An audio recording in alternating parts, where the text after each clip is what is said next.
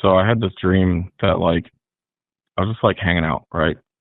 And I sat down wrong and my balls went up my butthole. In this dream, do your balls accidentally go into your asshole, or do you push them in there? Hello? What's up, man? How you doing? I'm doing good. How are you doing? What's your name? I'm all right. I'm Casey. I had a dream the other night and it kind of shook me, you know. Hmm. Do you want to talk about it? What was the dream? Yeah. So I had this dream that I was just hanging out, right? And I sat down wrong and my balls went up my butthole. And that doesn't sound so bad, but I was freaking out. So I called the doctor and I went to the doctor and he's like, "This is stupid. Just fart him out." Right. So I tried to fart him out and I woke up and I was legit freaking out because I thought my balls would shrivel up my butthole, but they weren't. That happened a couple of days ago, but now every time I wake up, I got to check, my underneathy bits.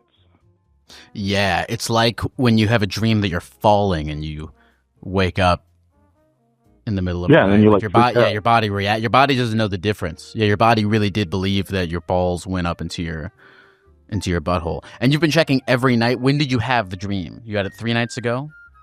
Yeah, 3 nights ago. I'm not having legit existential crises, but it's just a little check, right when I wake up. Hmm. Have you ever if you were to gape your asshole and then push your balls up into it, how deep do you think you could get? So, because I'm a bigger boy, right? I'd have to spread eagle in a warm room to get the max stretch, and then really try to get down there. I don't think it would work. This isn't a logical fear. Right. This is an irrational one. Right. It does theoretically it might be fun, but I don't think I'm going to try it out. You think it might be fun? Have you ever had anything in your ass? I mean, every once in a while, yeah. Sometimes you get the tickle to go around the back door, but you'd think the sphincter would unpleasant squeeziness on the delicate bits. What's your life like outside of this? Pretty unhappy. I'm suffering under capitalism as we all do, but I'm kind of going through it. Do you think any of your general life unhappiness was manifested in this dream about your balls going into your asshole? Maybe. I don't know. I'm in a my wife and I are separating, and it had nothing to do with the dream, but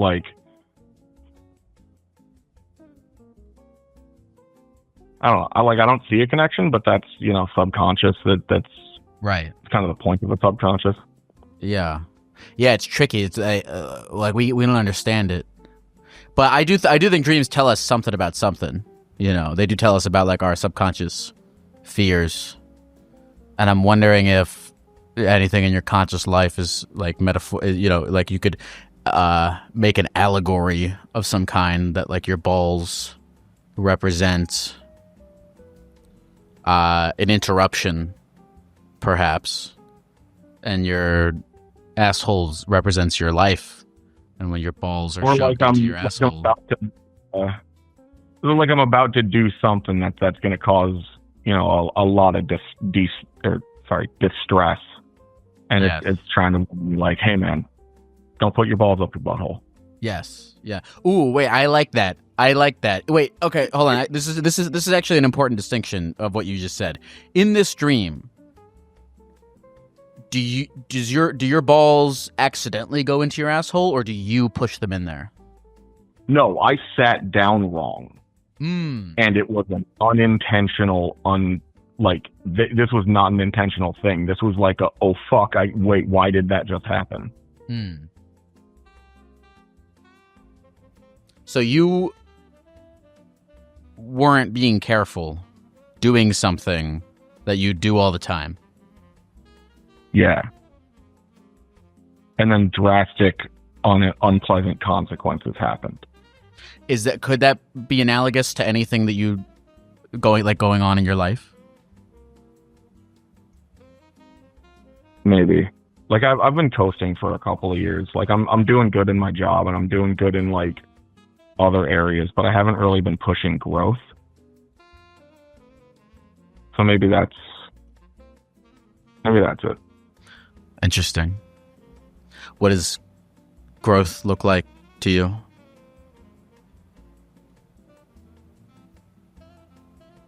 I don't know. Like I'm not one of those people that thinks you should always be trying to find something better, but like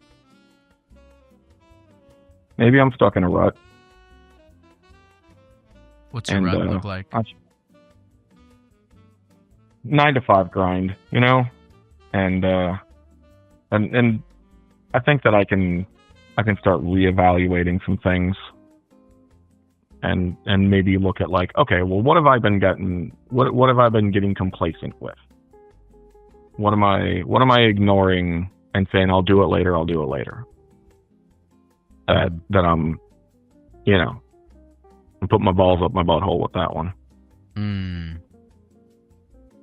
Yeah, that makes a lot of sense. Do you have an example of something like that you feel like you're putting your balls up your butthole with?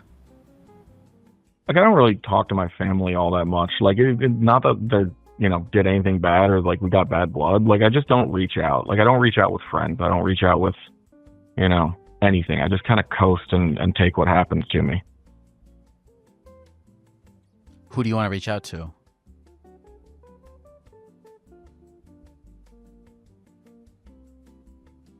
I don't even know. Like, most of the people I know suck. Like, maybe that's part of the problem. You're getting separated, right? Yeah. How long were you guys together? Like 20 years, bro. Yeah, holy fucking shit. Really? Yeah. Yeah, and it was like I was putting up a lot of bullshit that I really shouldn't have. Like, For I got 20 years. Yeah,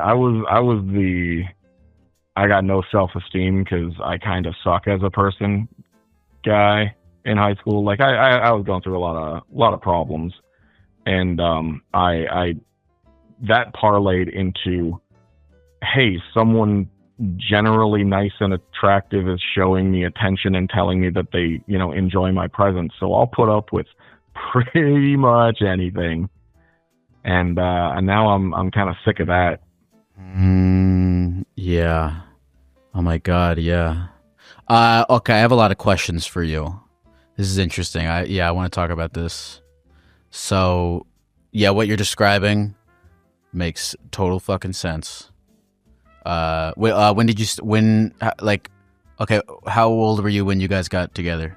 Was it like high school, 17. College? 17? Yeah, I was 17.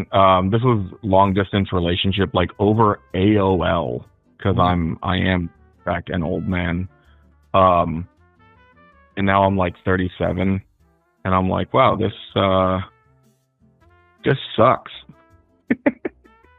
What is this? Just putting up with this. Just like general, like I will put forth emotional energy, and I will put forth like effort to make sure things go well, and it is just like not reciprocated. When did you first notice that? About the third week of the relationship. Shut the fuck, really? Yeah, dude, seriously. When you were 17. Yeah, well, like, just because there's a bunch of really bad shit in it doesn't mean I deserve better, is what I was thinking. And, Dude. Yeah. I saw it. Hold on, I have a lot of questions for you, but I'm going to interject. I saw a TikTok that said something like, the only straight relationships that work are one where a man is obsessed with a woman that's a little mean to him. And I mean, go ahead. Yeah, like, okay. Here's the thing. Like, I am one of the straights.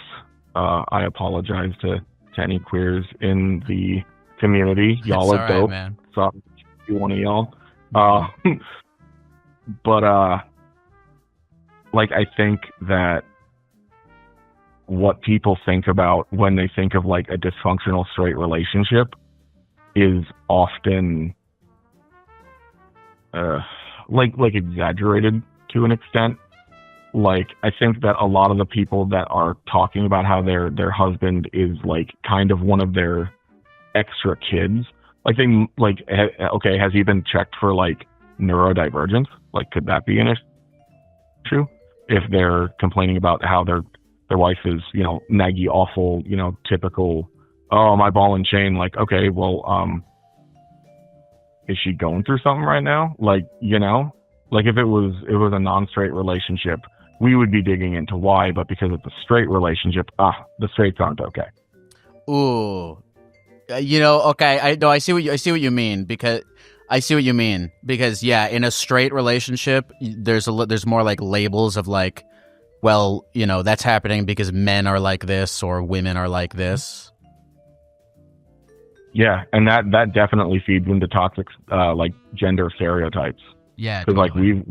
Like we have gone to relationship therapy a couple of times, and like, one of my therapists, was like, oh, well, clearly you're acting like this because you're a dude. I'm like, the fuck? Like, what? What are you talking about? Well, and she would expect me from her, but she would expect me to just be like, oh, the guy, TM. Mm-hmm. Well, I think here's the thing: is I think about gender roles in the same way that I think about like a lot of things in life, which is like, you know, I kind of explore, like, there's the yin and yang of it, which is like, I think it's like you have your head in the sand if you're going to say that there is no generally observed differences between men and women. You know what I mean? Like that, you gotta, like, that's pretty obvious. But I attribute that to societal influence and prescribed, like what we internalize as what we should, as XYZ, do or be. Totally. And that's to me, that's like the, okay, so we have, I'm going to go on a tangent real quick. We're going to go on this philosophy tangent, and then remind me that we need to get back to your life, because I have lots of questions for you. But I believe that human beings are this weird thing, that we possess like animalistic biology, and I think that there's a lot of traditional gender roles that are present in that animalistic biology, but then we also have this like bright human part of us that's like conscious and kind of evolves beyond that, and our brains are the wrestling of those two forces. Mm-hmm. And so I think that a lot of gender roles are like just like innately within us and within our biology, but like, I don't know, so is like, you know, murder and like other things. True. And to say that society, that a lot of gender roles are like conditioning of society, I think is us using our higher human brain to look at it and be like, hey, you know, it doesn't have to be like this. We're humans. We can create and build and destroy the world as we want. I hard disagree. I think it is actually the opposite. Ooh, I think that biology and nature and all of that stuff, like, bro, it's just chaos. Like, cells don't know what the fuck is going on. Chromosomes have no idea what society is. You know, they have no fucking clue. But our monkey brains go all pattern recognition, right? And they try to find patterns that ain't there, and then they ascribe that to whatever it seems like we're finding. You know what I mean? So, like, people are people. Sure. Like, me, you, everybody have both XY and XX chromosomes, but it's, like, literally it's a spectrum. So, like, my chromosomes are mostly XY. So, I'm male presenting. But there's a bunch of estrogen in me, you know? Like, it's still there. Yeah. So, like, genders aren't real, you know? Like, it's just a pattern that we're seeing that really ain't there.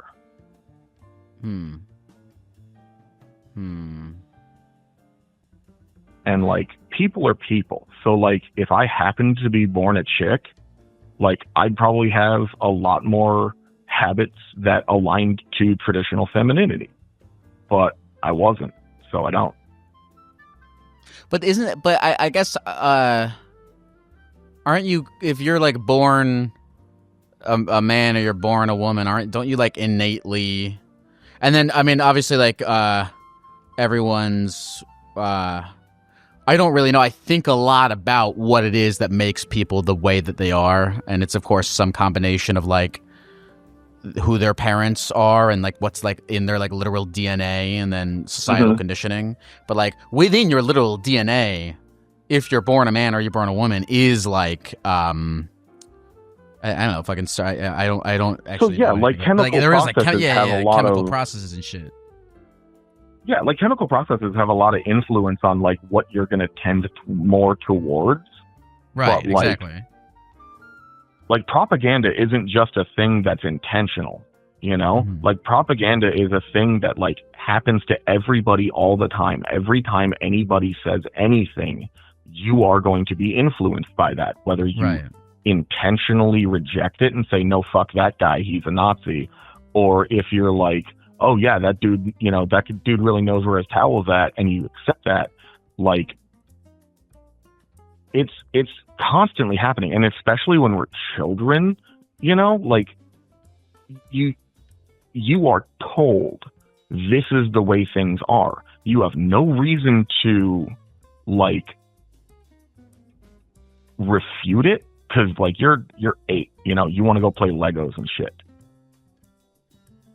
So if we raised a new group of children with, like, bonkers gender roles, they're just going to do it. And then they're going to argue that it's biology. You know what I mean? Yeah, I know. Like, I know. okay, Yeah, I know what you're trying to say. Yeah. So you've got a bunch of testosterone. Testosterone amps up, what do you call it? Adrenaline. It makes you act slightly more aggressive. So things are going to stay true generally. But then what we ascribe to that is, like, hard propagandized. I think, hold on, I want to make sure this, we're going to end this philosophy talk in 1 second because I want to get back to your life. But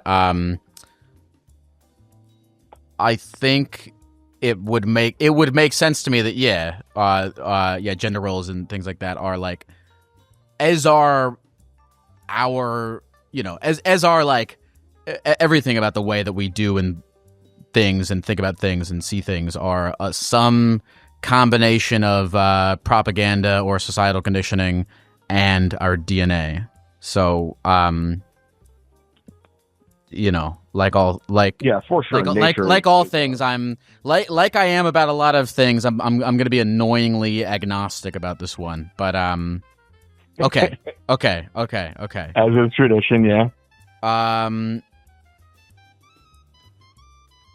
So when you were 17, 3 weeks in, you were like, I don't like the way this woman is treating me.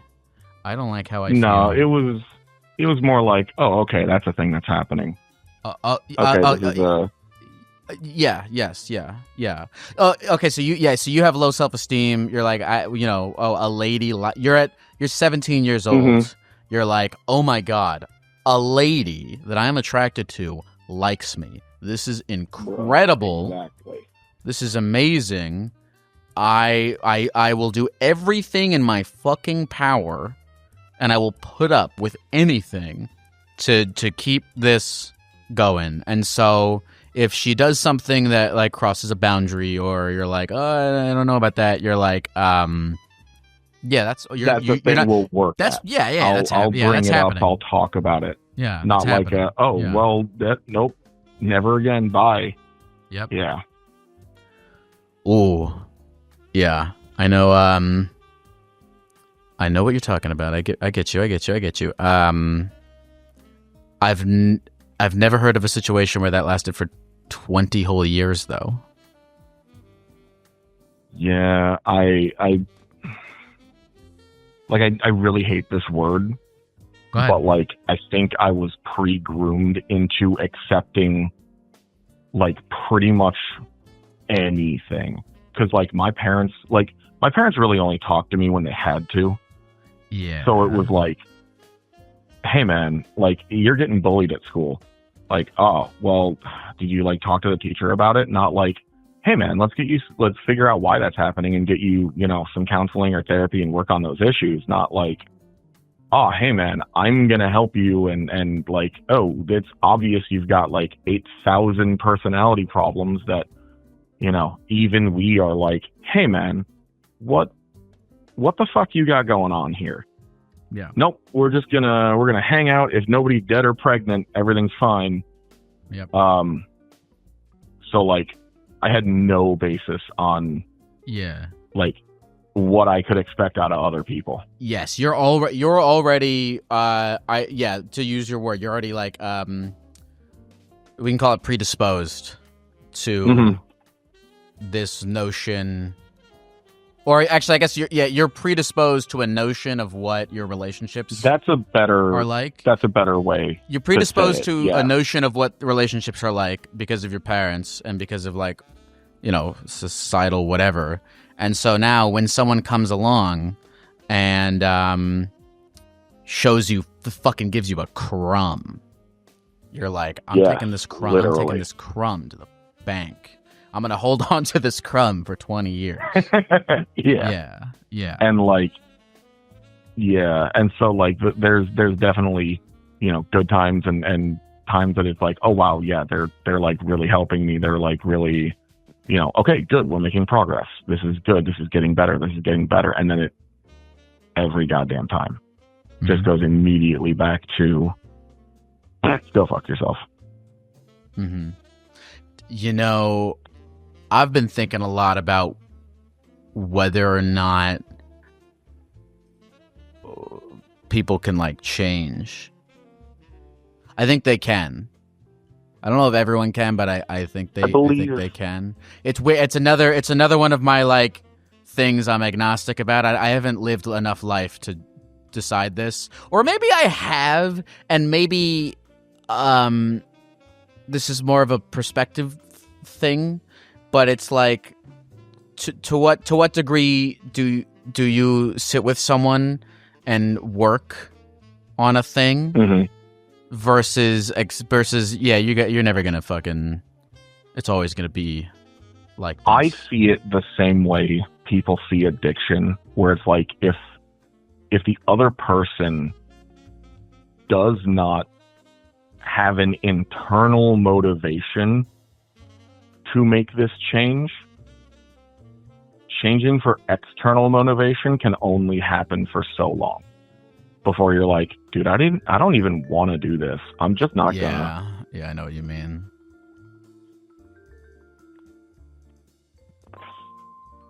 Yeah. So,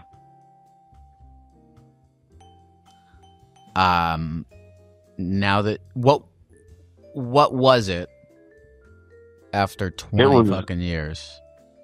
It was just eventually feeling better and better and being like, oh wait, no, I can hold my shit together. I can, do better, and I can, I am proving to myself that I can be a technically functioning adult. Like, I should probably get some recognition for that, and I should probably get some effort coming back my way, and it didn't happen. And then that just for like 6 years. And I'm like, okay, well, you know what? Yeah, this ain't happening. Like, So you left. No,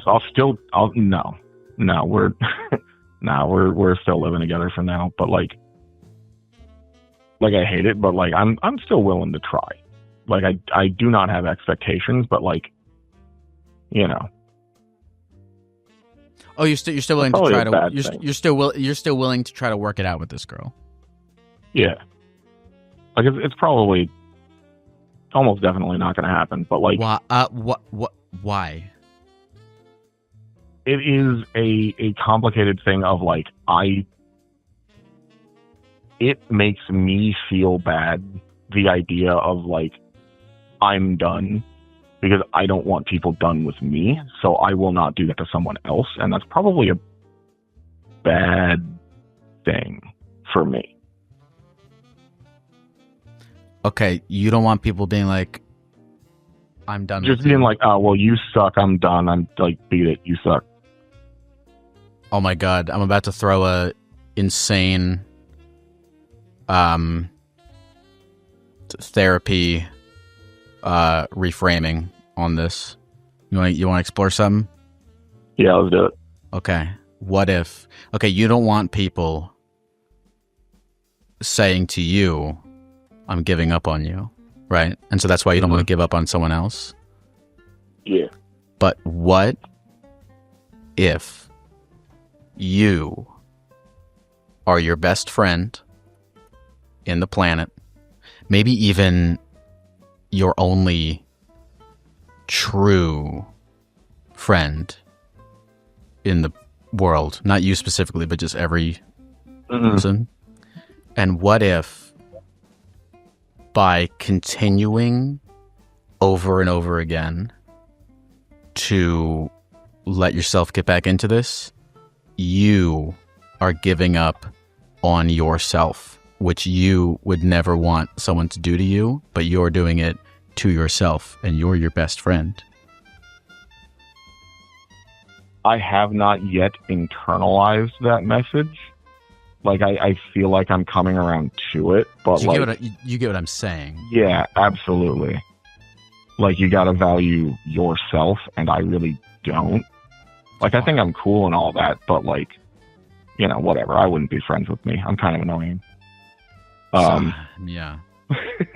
Like, I'm cool, but like, sometimes I'm a lot. So yeah, like, I'm getting there. Yeah, it's hard. Yeah. So. Oh, it's 5:00. I gotta go play D&D. Okay, cool. Well, is there anything else you want to say to the people at the computer before we go? All your teeth have different birthdays. All right, bye. Later, man. That was interesting. I have more thoughts on that. Or do I? Or maybe I shared them all. I was thinking about that last night. I was thinking about the idea of like myself as my own best friend, or like the only real... I'm trying to think more about that shit. About how I am my own best friend. And if I talk to... And I think about the way I talk to myself or view myself. And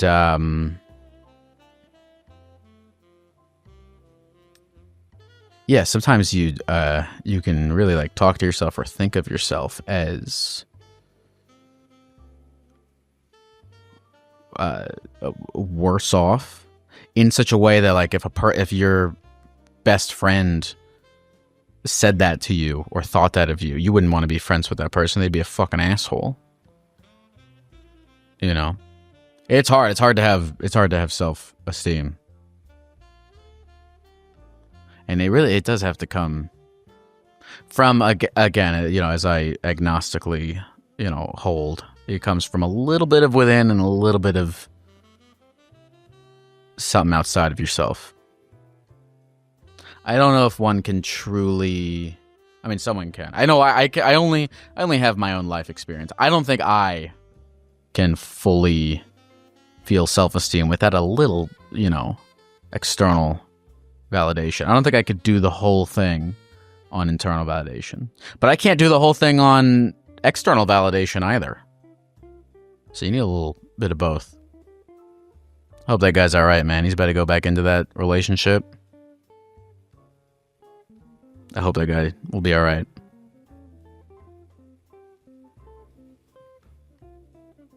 Okay, let's take another call. Hello. Hi, what's your name? I'm Savannah. How are you doing? I'm doing good, mainly because I drank a coffee before this. So I feel, it's a cycle, but whatever. So, sometimes I feel like I can't exist, and other times I'm like, wait, I actually think I can. And there's a lot of physical factors involved with that. Anyway, I'm sorry. I don't want to keep talking about myself. What's up with you, Savannah? What's going on in your life? Hey, so I am currently changing jobs. I got a great opportunity at a very well-paying job, and I'm really nervous about it. What is the opportunity? It'll be it's like an emergency animal hospital. I've only ever worked in like general practice animal hospitals, so like vaccines, ear infections, stuff like that. But yeah, I got the opportunity to be a vet tech at an emergency hospital, and I don't think I'm smart enough, but I got the job. Sweet. Okay, so we're on. It's another self-esteem thing. Why don't you think you're smart enough? Well, I didn't go to college, of course. I'm 27, by the way. I lost my last job because kind of in the realm that I wasn't picking up on things as easy as other people. But I have a lot of confidence. I'm very excited to start this. I like more emergency cases anyways. Sounds kind of bad, but I like not like sick animals, but like I enjoy helping and seeing it kind of. Sure, yeah, that makes a lot of sense. Wait, so why do you have to be smart? Can't you just want to help animals? So that's actually the thing in vet medicine. I have had 2 jobs that have told me that, asked me, they're like, are you just in it for the animals? And vet medicine isn't very well paying, so my response every time was like, yeah, absolutely, I'm here for the animals. And apparently that's the wrong answer. What is the right answer? From what I can understand, the correct answer would be personal growth to make the company more money. That's fucking crazy. Yeah, I don't like that. Like, if I'm going to get paid $15 an hour. So, what's the like? Is the veterinary health industry similar to the human American health industry? Yeah, it's pretty similar. We of course have, like in human medical world, I feel like you don't have to pay for things like right away. I don't know about you. My medical debt can just sit there. Don't really care. But in veterinary medicine, of course, we have to take the payment during the service. So, yeah, it's pretty similar. It's like I'm the equivalent of being a pediatrician, because these people care a lot about their animals, and they're very mean to us. They're very mean to you? Yeah. I mean, people are mean at any job, really. Mm-hmm. Can I kind of change the subject really fast? Yeah, of course. I wanted to tell you a story. I've also been trying to call for about 2 months. I have been really excited, and now I'm kind of nervous. Have we ever spoken before? We have not, no. Cool. No, go ahead. Yeah, so this is kind of just a silly story. So I grew up with a very liberal family, I'd say. They're very, very left-leaning. And when I was younger, of course, my parents, smoked weed. And, of course, they didn't want me to know that. They used to smoke cigarettes and everything like that. So I was kind of I just kind of assumed it was a cigarette. But my dad told me this great lie that I use now on my stepdaughter. And it's I think lying to children is okay, for this reason. So whenever my dad got off work, he told me that he had to do paperwork. And again, he worked on the farm. So whenever I was younger and he'd come in smelling like weed, I associated it with working really hard. And whenever I was in high school, I remember smelling it on somebody, and I was like, did you just get back from the gym?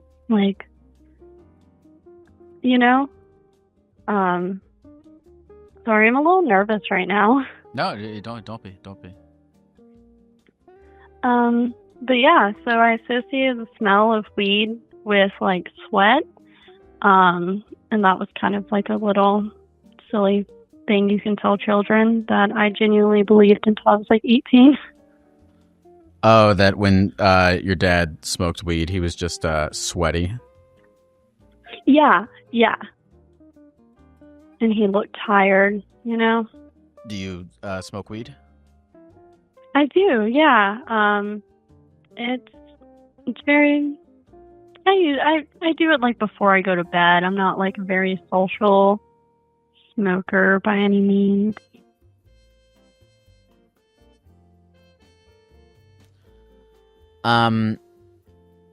So sorry, I'm only transitioning back because I'm thinking about the questions that I have for you. So you got this job. You got this job at this place. Wait, is the job you got the job at the place that wants you to say that you're in it for the money? I'm not sure. I haven't gotten to that point yet. I start Monday at it. And I mean, every animal hospital kind of leans towards we want people that are passionate about animals, but then you kind of get into it and they're more worried about making money which I can understand because it's a business setting. But, for example, one time there was this dog that came in, and I love the dog. I love the owner. And I sat there for about 10 minutes in the room with them, and I'm just on the ground petting the dog, asking her questions, are they eating and drinking normally? No vomiting, diarrhea. And I got in trouble for that. I got called up to the office and said that I need to focus more on the client than the animal. And in my eyes, I wasn't doing anything wrong. But I guess in management world, they're kind of just don't focus on the animals. Focus on the customer. Yeah, and try to get them to do as many vaccines, as many tests as we can do. Oh shit, they're turning you into a fucking car mechanic of dogs. Yeah, I feel like a salesman, and of course I'm pro, if you come in with your pet, and you're they have vomiting and diarrhea, and you're okay, well, we should run some tests, if you say no, it's kind of well, then we're just treating symptomatically, So I understand the need for some of that, but sometimes, like, we just got, at my old job, we just got Bravecto, which is a flea and tick injection that lasts for 12 months. It is $700. And everyone there is being forced to try and push that compared to a flea pill that's $30 a month. Mm-hmm. It's always made me really uncomfortable because I'm here for the animals. I'm not. I don't. If I wanted to work with humans, I would go work with humans. But I don't really like humans. I like animals. I don't think you need to have an inferiority complex about the job. I mean, you're here for the fucking animals, you know. I don't see why you say you're not smart enough. I mean, that's isn't that what the industry needs, is people who give a shit about animals? Yeah. I think it's like, you know how some people are like book smart and some people are like quote unquote like street smart. Yeah. I think they expect me to be more, instead of empathetic and caring and kind of like, I don't know, I'm a woman, like a motherly figure. Instead of having that emotional intelligence, they want you to have more of a like business intelligence, if that makes any sense. And I just don't feel comfortable I don't feel comfortable selling things to people that they don't want. I do agree with like the rabies vaccine, but like, you know, if your dog doesn't board, why do they need a flu vaccine? I haven't gotten a flu vaccine in 10 years. I probably should. But yeah, and at my new job that I start, it costs a lot of money. You know, like this is like it looks like an emergency room. It has like little doors and a little driveway that you pull in if there's like a true emergency, and they rush out and get the animal. And with that comes a lot of money. So I'm going to have to be the person that looks an owner in the face and goes, okay, well, your total is $15,000. And I hate being that person. Because I don't know if you have any animals. Do you have any animals? No, I don't. Okay. Yeah. Yeah, I don't know. I've been in that situation. Okay, one good, like, one thing is, so one time these, like, two 16-year-olds found a dog on the side of the road, right? And so they do the right thing, and they bring them to the nearest animal hospital, and they say, hey, I found this dog. And I've gone, oh my goodness, let's check for a microchip. And I'm sitting there, you know, giving the dog treats, you know, looking up the microchip, trying to see if we can find the owner. And pretty much if you can't find the owner, some places just recommend like them being euthanized or turning them back loose on the street. And I really hate that about vet medicine. It doesn't, and I don't want to scare anyone that's listening or anything, but with my experience, they don't really care about the animals. They care more about money, which it's valid, but it's also not. So I guess I'm kind of nervous to start a new job that costs way more money. You said the job costs way more money?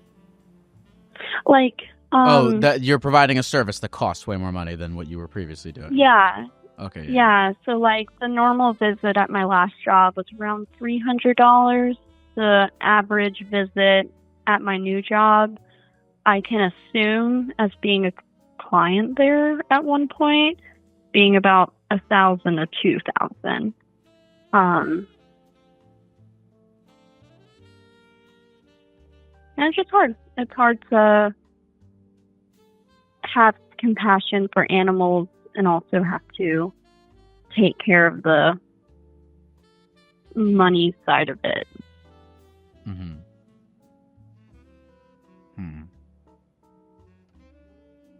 It's just conflicting. I think that you're in a good position to be compassionate to animals, which is what you want to do. Yeah. And so I guess if I were you and I was in this job and I was wondering if I was smart enough, I would just, I guess if what you're aligned on is being compassionate to animals, I would just be like, okay, well, how do I move in the direction of that? Yeah.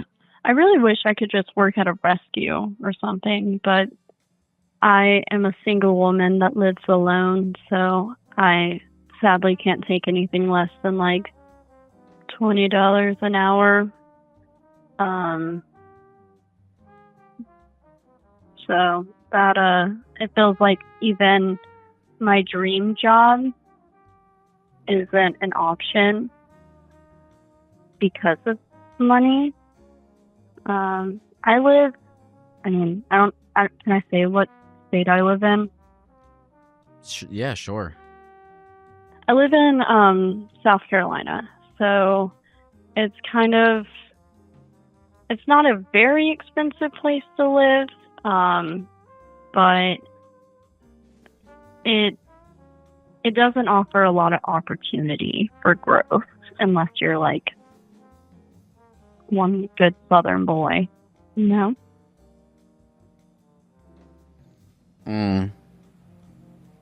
Yeah.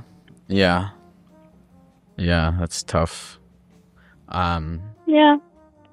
And I think, sorry, I'm kind of switching around on topics, but I think I'm just in a very transitional point of my life. So I'm kind of questioning like my job and everything right now. I got out of a very long relationship a few months ago. So I moved in by myself to my own little apartment and then starting a job that I feel like is way bigger than I am. She's giving me a lot of anxiety.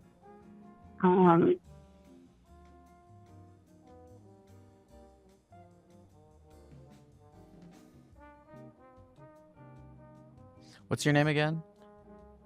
I'm Savannah. Savannah. I'm sorry if I.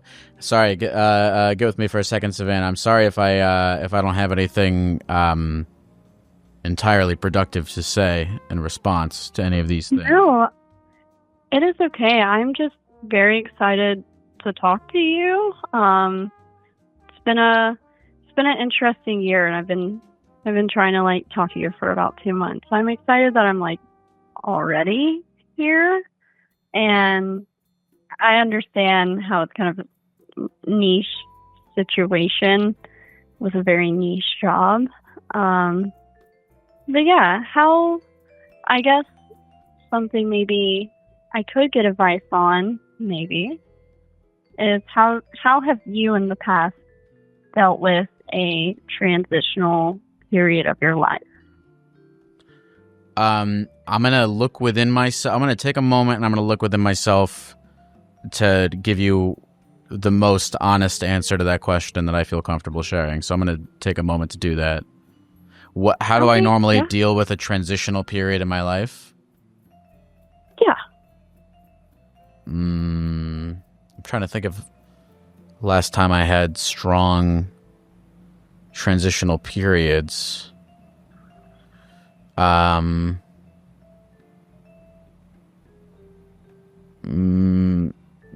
usually deal with it by a lot of overthinking, a lot of coming up with plans of things I'm going to do. I'll come up with like 12 ideas of things I'm going to do in my head, and then I'll do one of them.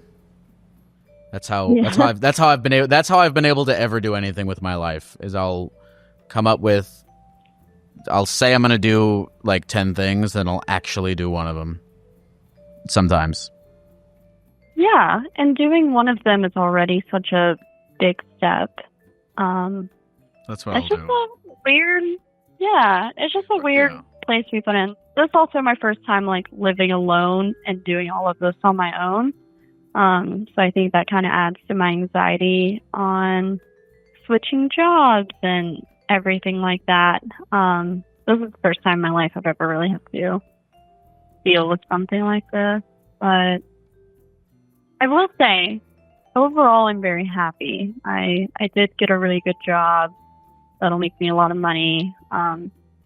Leaving my partner was a hard decision, but it was a very smart one.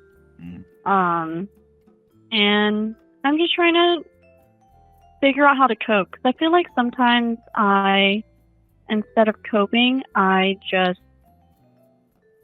either A, overthink, or I just throw all my problems underneath the rug and I try not to think about it. And I think right now I'm overthinking.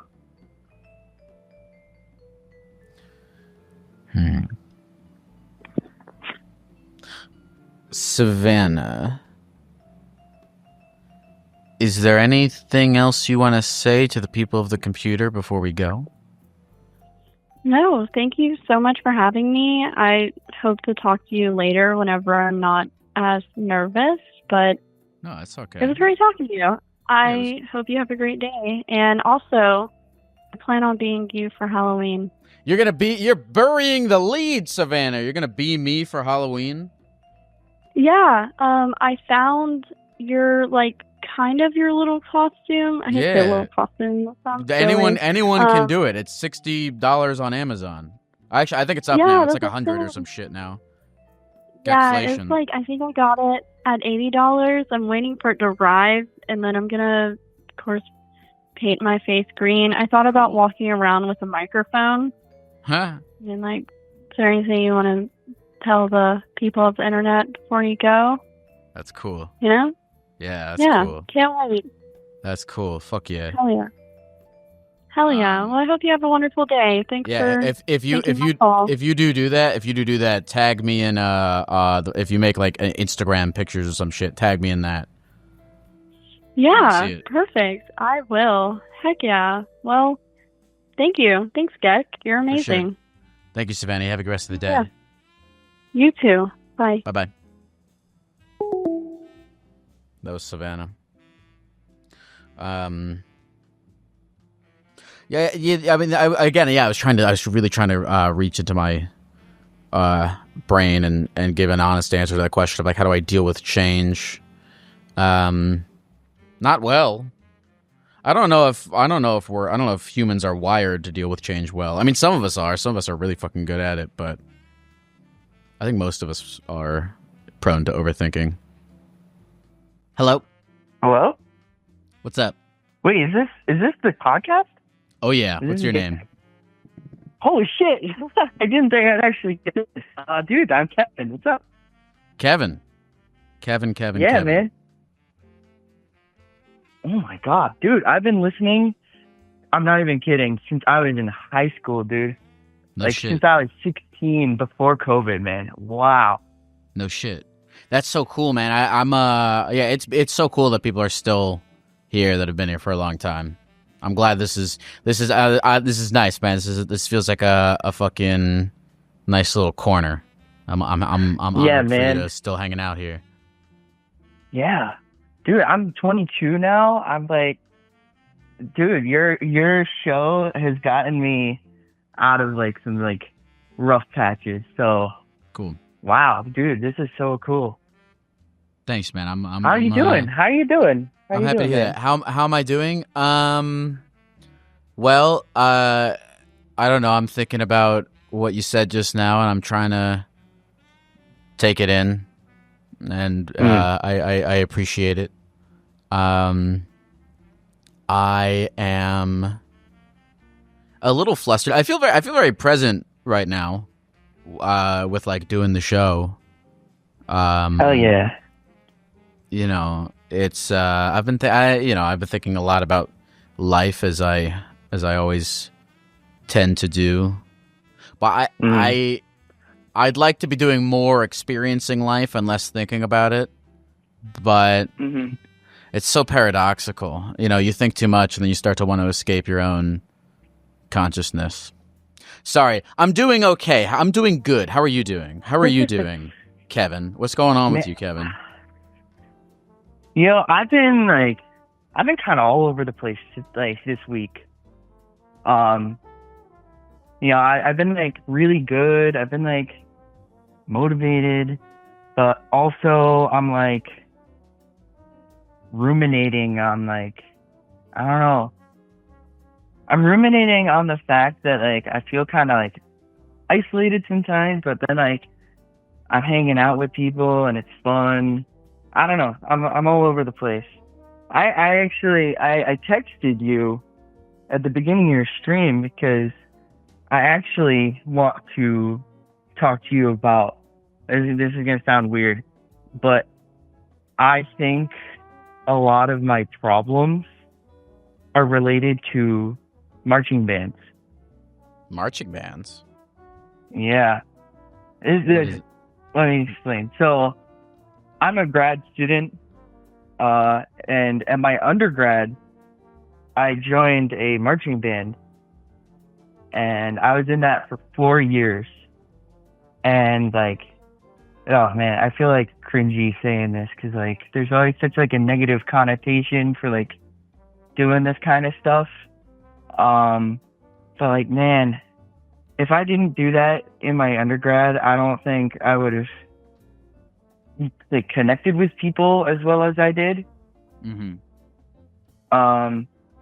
Like I always listen and you're like, oh, you got to put yourself in these places to like hang out with people with similar interests. I'm like, yeah, well, I did that.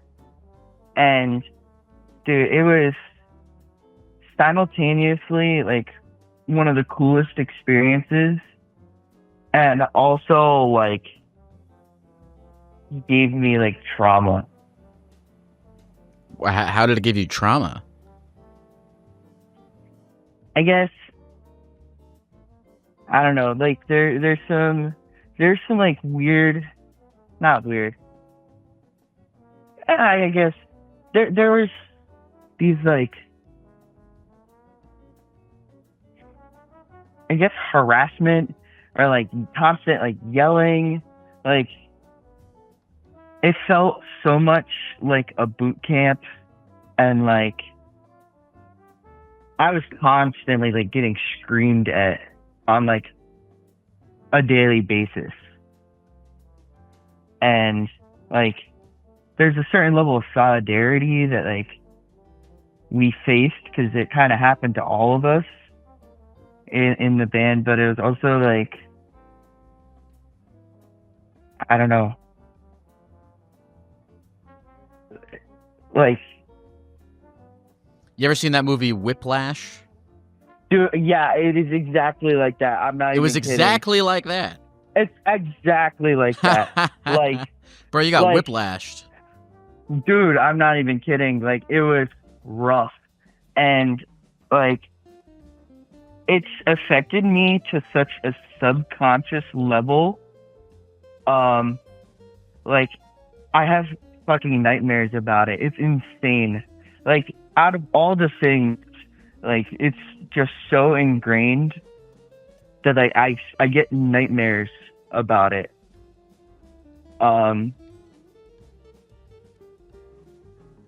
Some people that like I hang out with, and my girlfriend told me this too. They're like, "Oh my God, what is going on with you? You're like I've fallen asleep, and I'm not even kidding. I'm like playing my drums in my sleep, like having these like night terrors." But was it ultimately a good experience for you? I mean, you're 22, right? So you're out of college now. Yeah.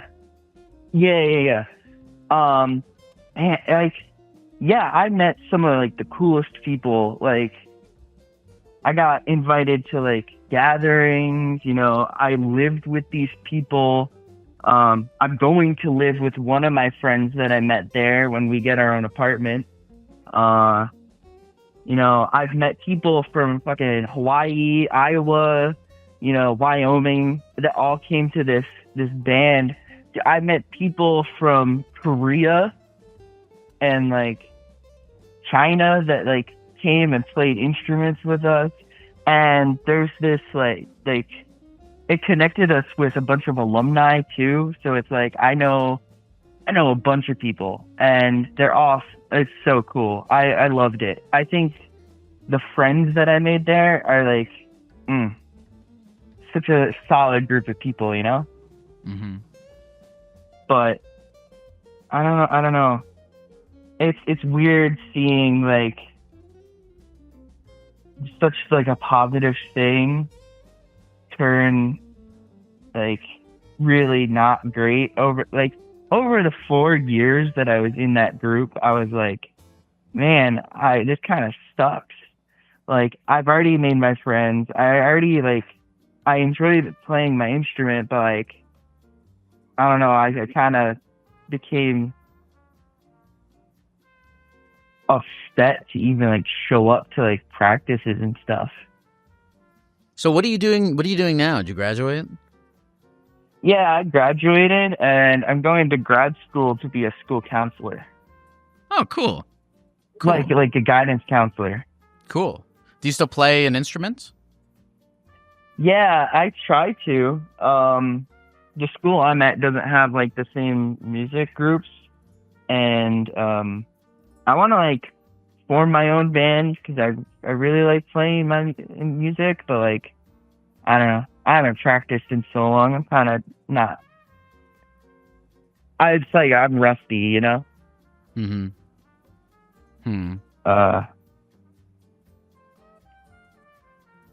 Yeah.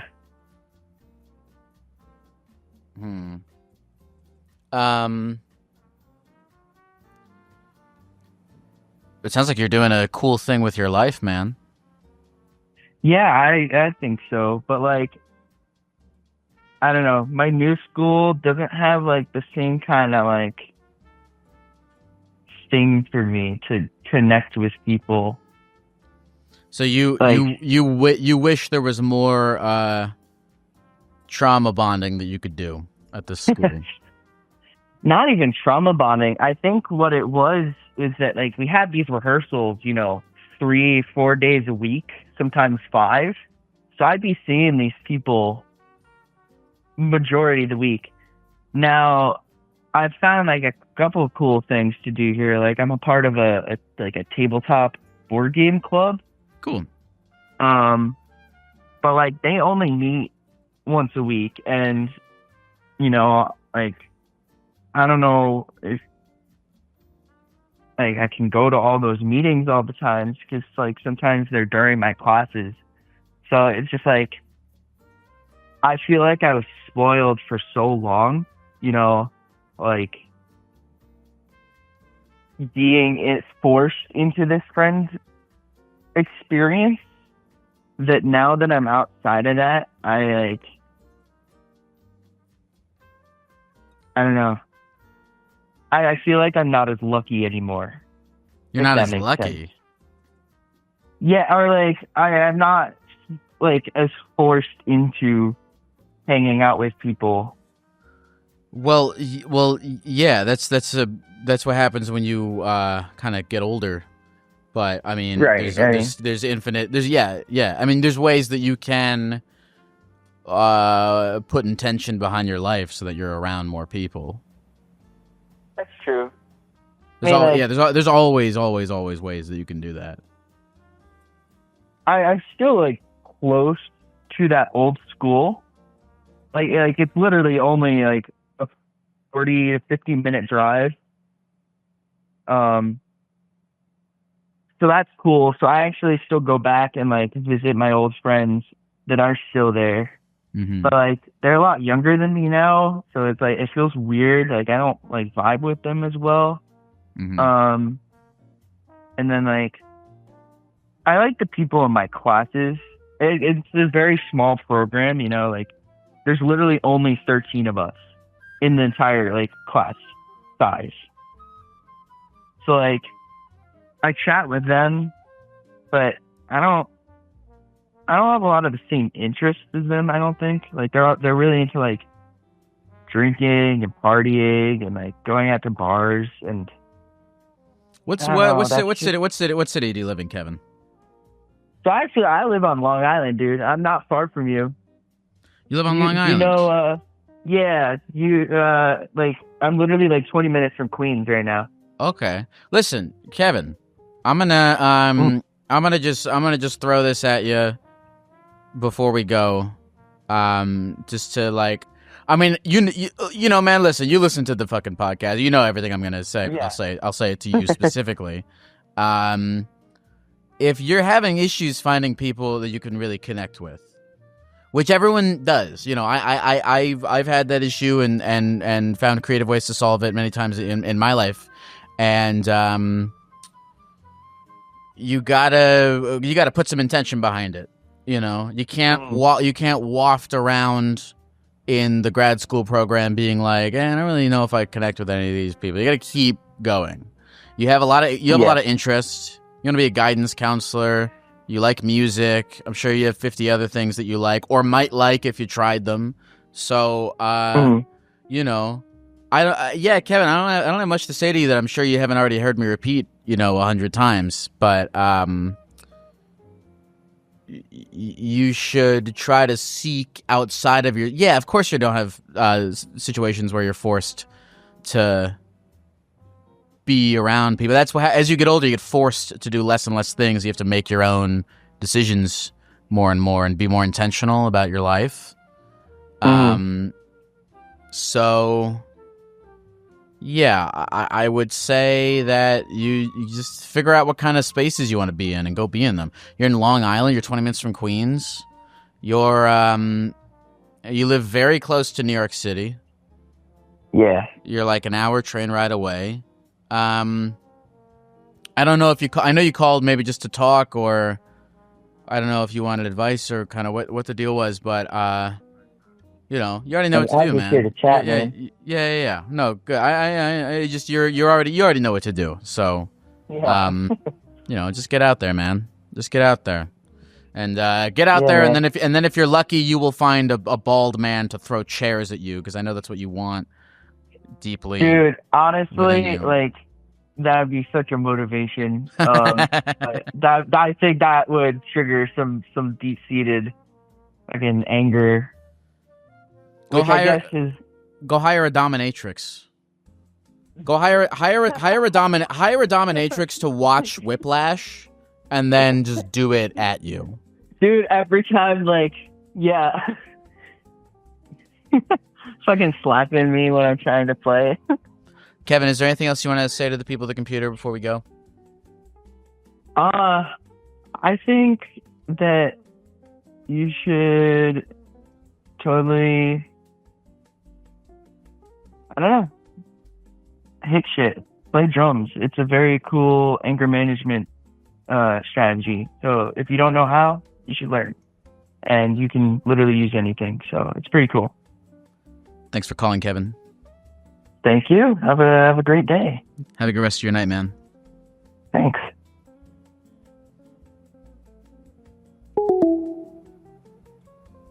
That was Kevin. Kevin's a nice boy. Yeah, I used to think I wanted to play the drums because I would tap my pen on my desk a lot in kind of trying to be rhythmic. You know.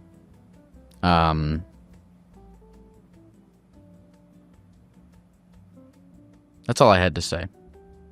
That was the Therapy Gecko podcast. That was today's podcast. I think that was a good podcast. We talked to... Who was the first guy? Oh, we talked to the guy who puts his balls in his ass. I really liked that one.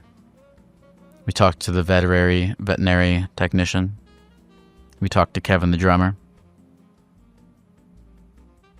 I don't know. I don't think I have anything to say that I haven't already said over the course of the podcast, so I'm going to leave you guys alone.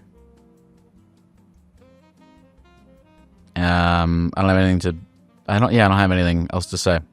I don't need anything else to say.